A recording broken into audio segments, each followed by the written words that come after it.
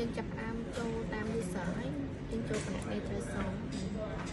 តបមកទៀតគាត់ស្វែងរកកន្លែងតម្លៃដែលមានស្រាប់ហើយគាត់យកកន្លែងប្រភពអាណាយើងយកពាក្យ hero interface ស្វែងរកអញ្ចឹងខាងមុខនេះគេតម្លាក់មកគេបញ្ជាក់ឲ្យថាបងណាអគ្គមួយណាអញ្ចឹងបាទបងប្រេកកង់ហើយបាទអញ្ចឹងបងស្លេចយកហើយបងហើយយើងយកពណ៌មានសក្ខីបាត់បន្ទាប់មកទៀតបងមើលកន្លែងទឹកលុយទៀងកន្លែងនេះថាតើទឹកលុយហ្នឹងត្រូវជាមួយនឹងខាងបងស៊ីណាគាត់ឲ្យឯកសារមកបងអត់ហើយយើងមើលថាកន្លែងនេះត្រូវតែអត់ចឹងបងបន្ទាប់មកទៀតបងយកពាក្យកម្មវត្ថុចំណាយកន្លែងហ្នឹងបងផ្សេងដាក់ថា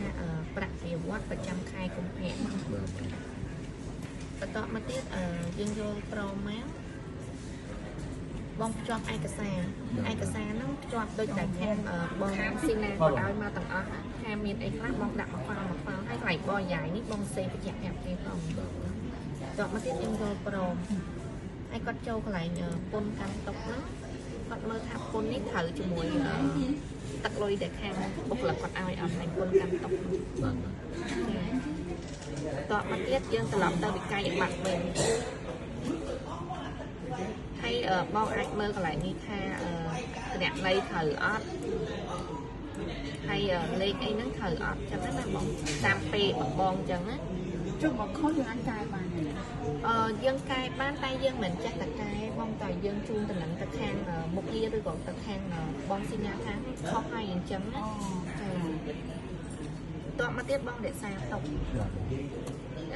ឲ្យបងយកកន្លែងលក្ខណៈស្រីបាត់បងមើលកន្លែងនេះថា salary អត់ salary ហើយបងរក្សាទុកដូចគ្នាហើយយើងត្រឡប់មកពណ៌មានសក្ខីបាត់វិញបង check budget អូខេ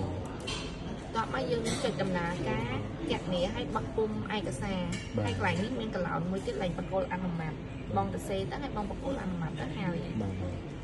តែប៉ុណ្្នឹងនេះបង